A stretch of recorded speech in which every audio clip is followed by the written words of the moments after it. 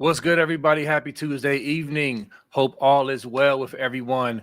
Do me a favor, hit that like button. Do that now. Get that out the way. And if you have not subscribed, please consider subscribing. We are hitting our next goal of 40K very soon. I'm very sure of that. If you have not subscribed to Apple Podcasts, please do that as well. Helps us out quick and easy. And if you like the content, then you might as well.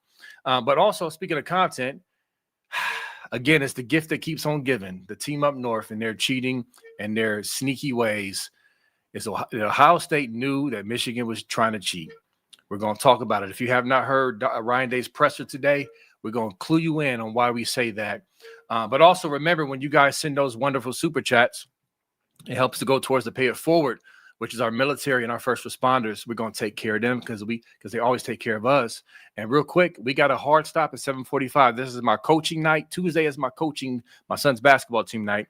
So hard stop at 7:45. If you got super chats, you got questions, thoughts, try to get that in ASAP so we can jump on it. But Nevada, what's up, brother? How you feeling on this good evening? Oh man, what a crazy day! Crazy pod the last couple of nights. My phone's been blowing up, and then Ryan Day goes out there and drops the hydrogen bomb during the Yes. press conference today about something that we broke on Buckeye Scoop days before it came out. We podcast about it. We broke it on the story. We said Ohio State is concerned about their communications and problems with Michigan. Ryan Day went and people, oh sure, no, Ryan Day confirmed that today. Ryan Day came out today and said, you know what? Before the game, we had a contingency plan laid out because we had an inkling that they were going to mess with our communications. And I mean, as soon as that happened, again, my phone lit up like a Christmas tree. People are just falling, just bothering, going, Nevada, you had this. And I'm like, guys, we have really good sources. We knew this was happening. This wasn't an accident. Michigan was trying to cheat, and Ohio State was one step ahead of them and played it off. But I don't know. Do you have the tape, B. Yes. Moses? Do you So have I made a do little you clip. have the tape? Okay. I have the tape. I have the tape. Okay. I have the receipts. So I made a little clip to kind of bring it all together. And I'm going to show y'all in a second. But before I show the clip, here is a picture of Ryan Day winking to the media when he said, I have an inkling that may happen. Just to show you what we're talking about. Like, this is real, y'all. So for those who thought we were reaching just for clicks and conspiracy theories, nah, bruh. Like, this is when are you going to get it through your minds that this is real? Michigan cheats and no one trusts them, namely, especially Ohio State. And I'm gonna go ahead and pull this up. I got the clip that I made ready to go. Give me a second. And so it's gonna have what I did, y'all. I have Ryan Day's audio from the presser, and then it's gonna be footage that Intrinsic provided of the argument on the sideline in front of Ohio State's comms. All right, so here we go. Give me a second. We lost communication there in the second half.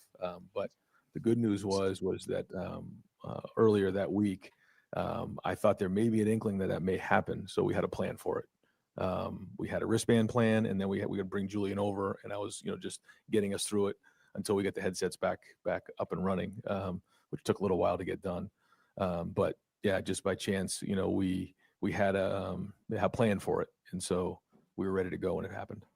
I think the big concern, and I think, a concern that Ohio State's had has been kind of electronic surveillance, the idea of hacking the helmet communications and things like that, and making sure that all your helmet communications are completely, secure, because that really could be the next thing that they do. And I think for Ohio State, they're never going to talk about it. They're never going to, they don't ever want to publicly air their concerns about this stuff, but they're watching it.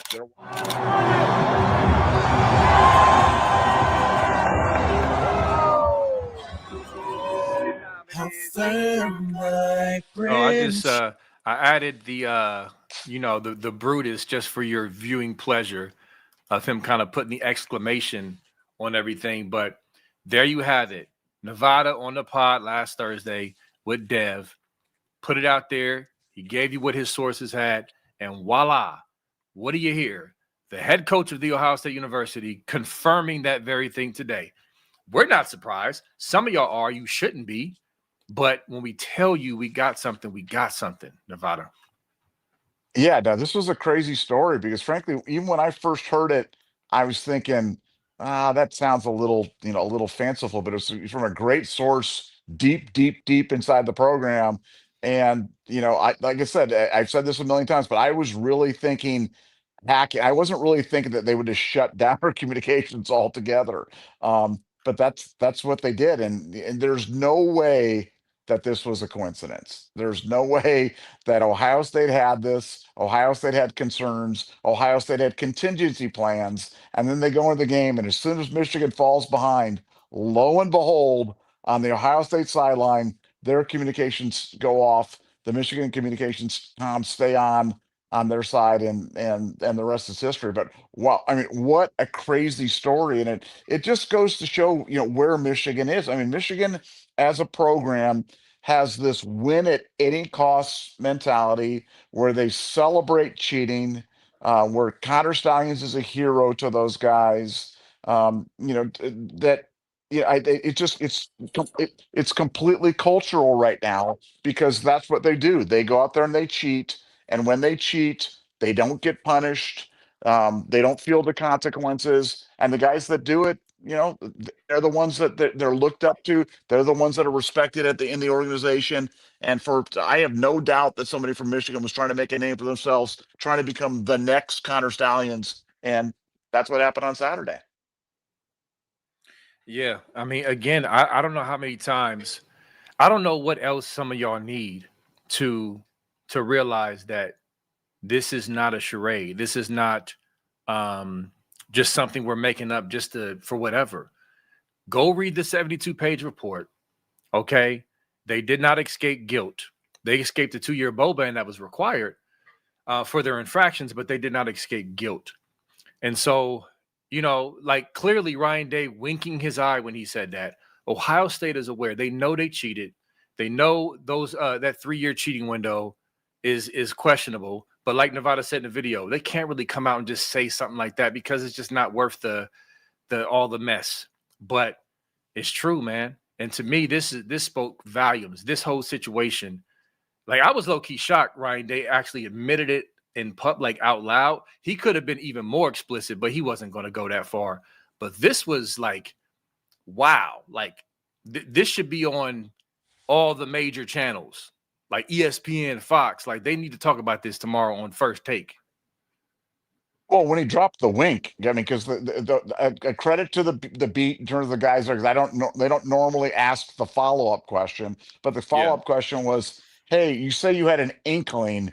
What does that mean?" And Ryan goes, "Oh, just we're preparing for every eventuality." Wink. You know what I'm right. saying? Like, I mean, he went out there and it was a big wink. And that wink spoke volumes. And yeah, I mean, it's really a crazy story. It's wild to me that this hasn't gotten more national attention. Um, but I just don't think people really, I don't think they follow it closely enough. I don't think that they can really wrap their minds around how just completely crooked and morally bankrupt the Michigan program is. I mean, you've got a program right now where the coach he's on the verge of being fired. Sharon Moore is going to be fired. I'm telling you, I'm calling it right now. This could be a completely separate podcast we can do. He is going to be fired. And I'm not talking about, yes, someday every coach is going to be fired. I'm talking about in the next week, in the next month. As soon as they finish the investigation on his extracurricular activities, wink, wink, he's going to be fired. And they're going to show him the door. And they were covering it all up because he had beaten Ohio State in 2024. Literally, that's why they'd covered it up. Recruiting was going well. They beat Ohio State in 2024, and they're like, look, we can live with his extracurricular activities, wink, wink. But now that he lost, and now that they realize what they have, no, now it's not so cute anymore. Now it's not, it's not so funny. These guys little blonde bunnies on the side, allegedly. But Allegedly.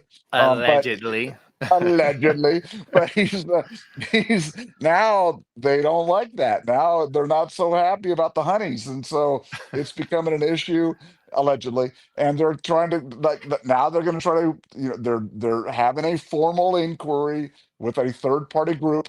Not allegedly, that is happening. And when they come out with the report, he's going to get fired. And when that happens, come back to Buckeye Scoop and you guys can go, wow, you guys had this one too. And credit to Justin Spiro for a lot of some fantastic reporting on this. He's really kind of taken front and center on this, but this is a story that's been percolated for some time. Michigan going after Sharon Moore right now, just an absolutely crooked program. And somebody pointed out something today on our board, which I really hadn't thought about. We were talking about the college football playoff. There's college football playoff. They're going to be releasing their rankings tonight and some, good sub stories there and stuff. Somebody pointed out to me that had Michigan not scheduled Oklahoma this year, would they be in the college football playoff discussion with only 2 losses?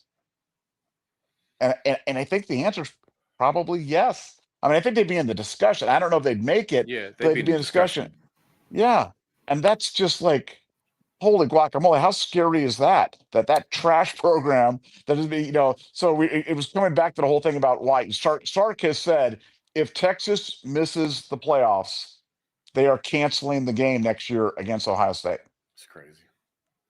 Well, it's crazy, but something, I don't disagree with them. Well, I'm telling you. hold on about it. Okay. Hold on. So Yeah. how many losses does Texas have? They have 3. They Okay. have 3. They got So 3. if they played Kennesaw State and Scrappy the Owl instead of Ohio State, they would be 10-2 right now. And they'd have three top 15 wins, more than anybody else in the country, 2 losses. They'd be the number 8 seed. Instead, they lost to Ohio State. In Florida, a bad Florida team. They just like Texas Tech lost to Arizona State. Yeah. I mean, like, teams lose. You lose. Teams, you can lose games, and I'm just saying. Like, and I know Texas. I don't like Sark. I don't like Texas. What I hate is the way that the committee punishes you when you look. Like last year, we lost by 1 point at freaking Oregon on the road. Yeah. And that game, and we finished the season with the same record as Penn State, who we beat on the road at their place. Yeah. And they got ranked over us in the thing. And to me, that's just wrong. That should never happen. You should not be rewarded. Indiana went out and canceled all their big out of conference games and scheduled freaking Old Dominion, Indiana State, and Kennesaw State this year. That's their out of conference schedule. That's what they went with. You know why? Because they figured it out that if they go 11-1 or 10-2, they're in the playoff. And that's the path. So them playing Georgia, that ain't ever going to happen. Yeah. They don't want Alabama and out of Texas. Forget it. And I just think you got to adopt or die in this 2-team playoff era, the 4-team playoff era.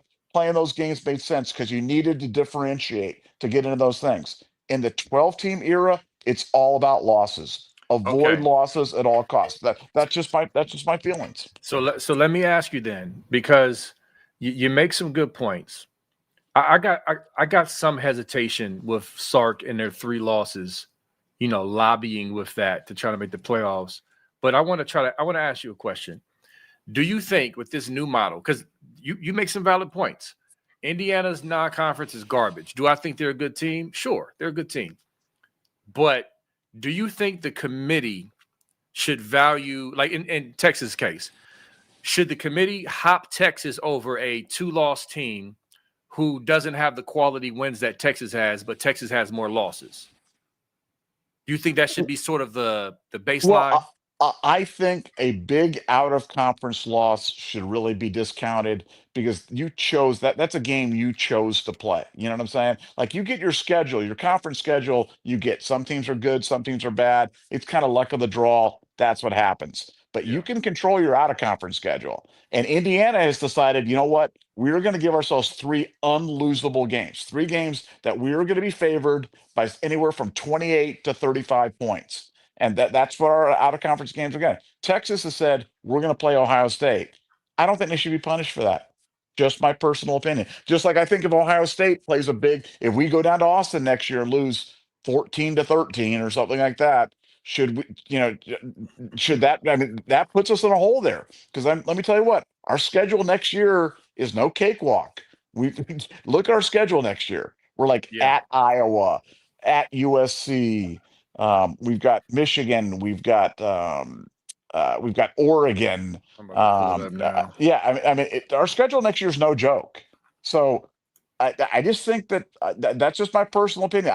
Love the big out of conference games, but I think in order to protect them, you've got to value them differently, or I should say, you shouldn't just look at Texas 3-loss team, bang, you're down here in the 3-loss bin. You know what I'm saying? Because you chose to play that you lost 14-7 to the best team in the country on the road, and all of a sudden that puts you in the 3-loss bin.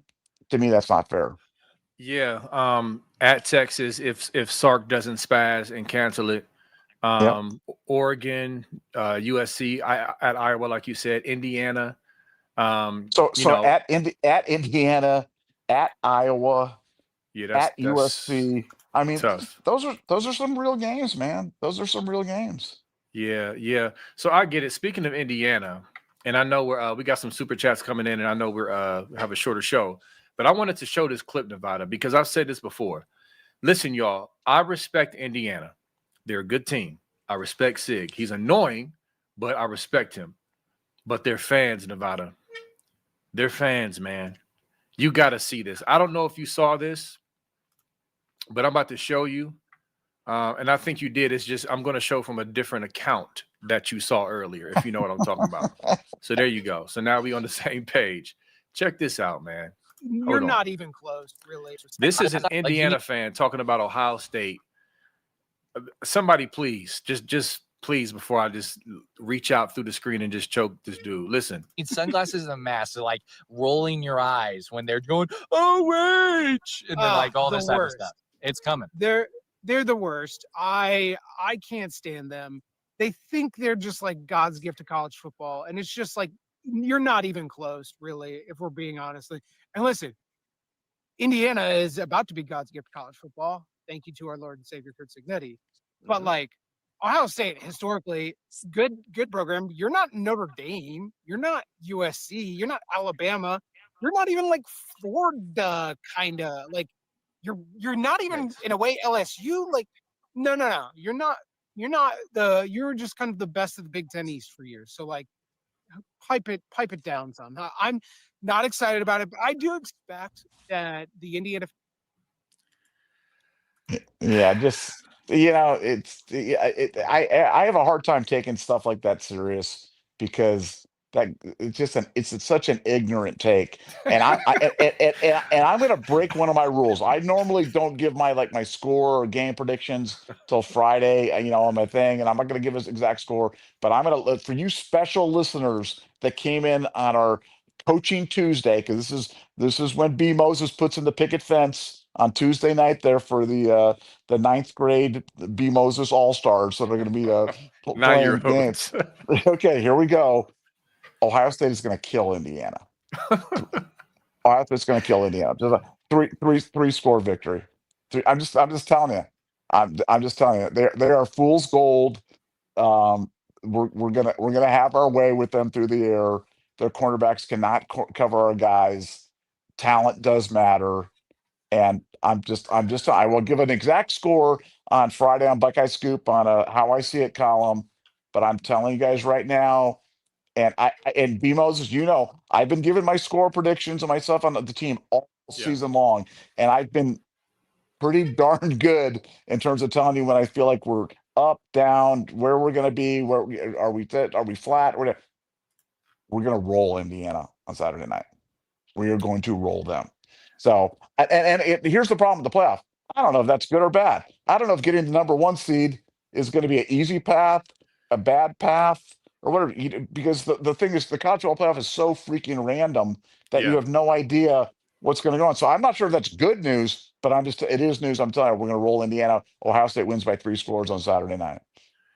So Ryan Day, in one of his interviews, brought up that he said he wanted to be the 1 seed. Okay. So here's the thing, Nevada. We only have 1 year. We only have 1 year to show, I don't know, to go off of. All we know is last year, the 1 seed, and I think it was every team that had a bye loss, right? Or was it every team but one? I think every team lost that had a bye, right? I think that's right. I don't know that, but I think that's right. Yeah. Okay, I think that's right too. In the chat, if you know, confirm. But the point is, it's like it's one of those things where you kind of got to prepare for whatever. Now, listen, logically, you can't say just because every team lost that had a bye last year, that means that every team that has a bye this year is going to lose. But you still, as a coach, have a concern. Like, okay, why did they lose? Is there a pattern? Let's prepare for whatever that's, out there. He wants to be the 1 seed. Apparently, he thinks that's still the best way to go, despite what happened last year. So I don't think blowing them out to me is just going to put people in the hype train more. I don't know if it's really going to do anything else significantly, but I'll say this. I haven't had a score yet either, but I'm not opposed to what you're saying at all. I'm kind of in that same realm. Like at minimum, I'm thinking 10 to 14 points at minimum is what we beat them by. Because yes, they're a good team, they're well coached, but if there's any defense that can stop that RPO attack, it's our defense. We're on a fast track in a dome, no weather, our receivers healthy, Bo Jackson emerging, channeling his inner Trey Sermon. It's just the only thing is getting over the hump of the emotional hump, Nevada, of coming off that big rivalry win. And if any coaching staff can help them do that, and any captainhood can help the team do that, is this team. So I want to absolutely destroy them. Indiana fans, I'm just besides myself. I'm like, are y'all serious? You've been dookie for all of my life, and you finally are good, and you talking reckless like this? You talking reckless about the king? Talking about we not even Florida? I mean, it's stupid. And he can be ignorant all he wants, Nevada, but watch your mouth. Watch your mouth. Yeah, no, they're going to get it. They're going to get on Saturday. My concern was the emotional thing, the letdown. Not sensing that at all from Ohio. So what I'm sensing is that they're really going into the game, approaching the week with kind of a very loose attitude. And I think a loose Ohio State team is a very dangerous team.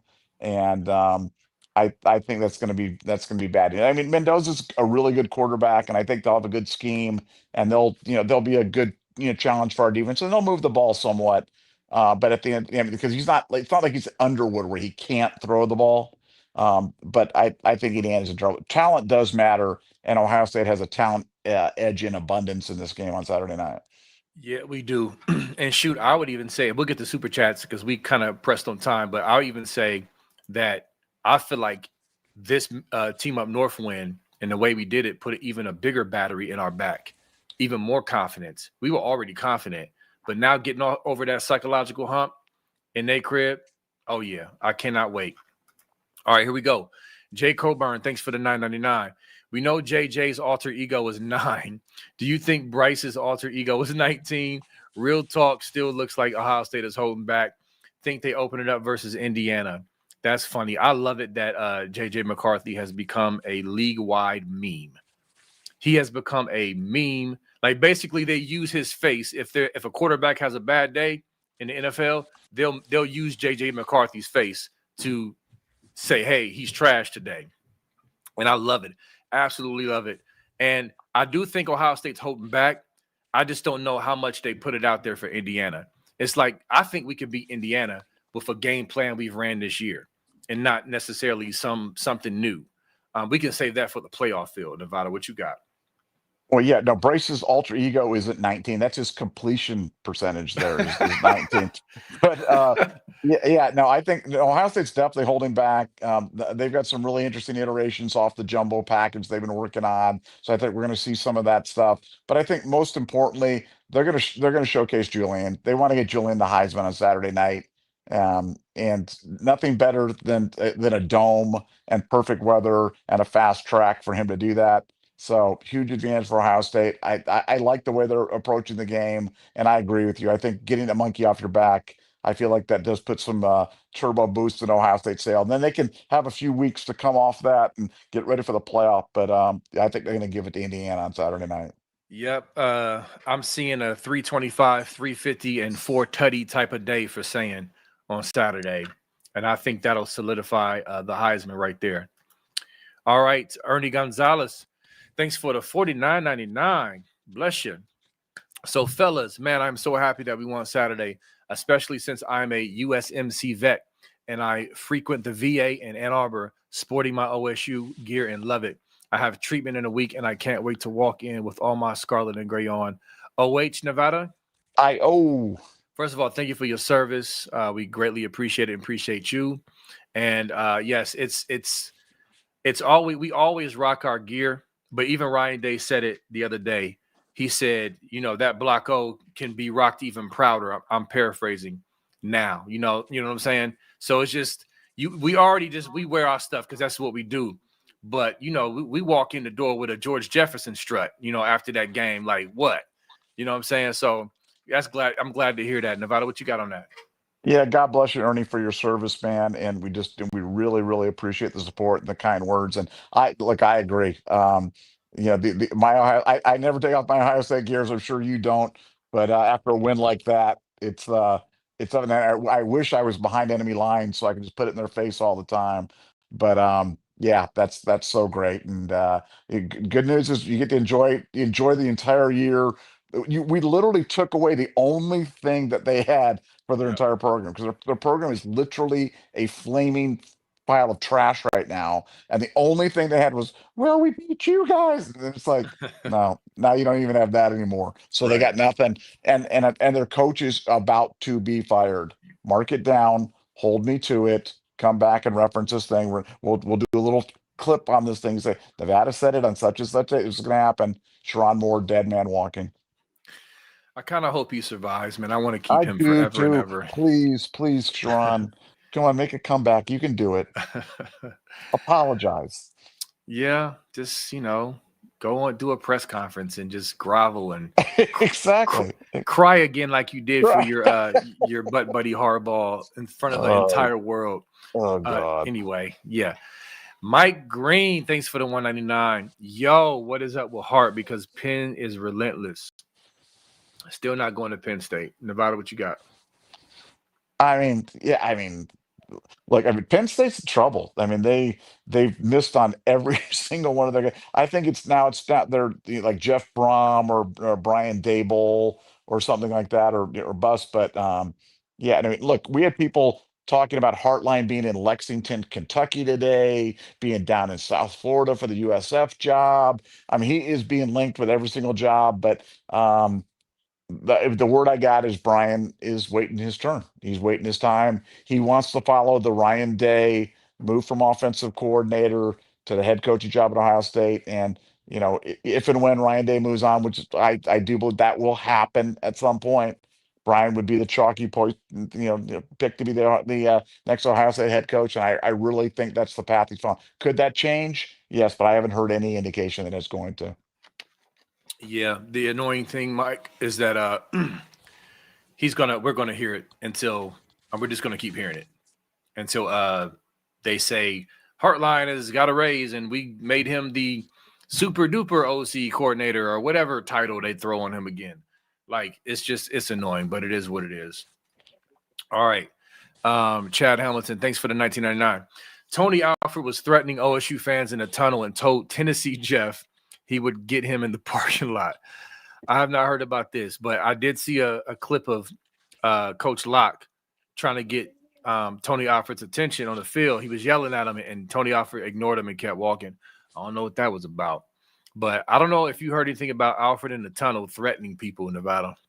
Well, I think Tony Alford thought that Tennessee Jeff was like a giant cookie or something like that. And when he said he was going to get him in the parking lot, he meant he was going to eat him because Tony Alford, he done like eating his food there, that hungry hippo there, Tony Alford. So, Tony, he's a clown. Tony is a clown. And anybody who would leave Ohio State in spring ball to go to Michigan is a clown. And then he talks all that junk. And then they go up there, he wants to talk about how great his role, Tony Alford. And last year he was talking the trash after they pulled off that mean victory. So where are you now? Yeah, Tony, shut up. You take it on poor old Tennessee Jeff. Tennessee Jeff is like, God bless him, but he isn't the most formidable fellow in the world. He's no B. Moses. Let's put it that way. I don't think Tony Alford's like talking that way to B. Moses. He'd be given a little bit more respect, but yeah, Tony's on his way to the Golden Corral right now. So And it's funny. Tony Alford didn't get any rings, even when the team up north won their fake rings. He didn't get that, and he missed out on the ring here. Ha! How about that, buddy? Enjoy that cesspool up north. So there's Clown. that. All right. Let me see. Follow up. Yeah. From Ernie Gonzalez, thanks for the 499. Was there an incident in the tunnel after the games because of Comesto on?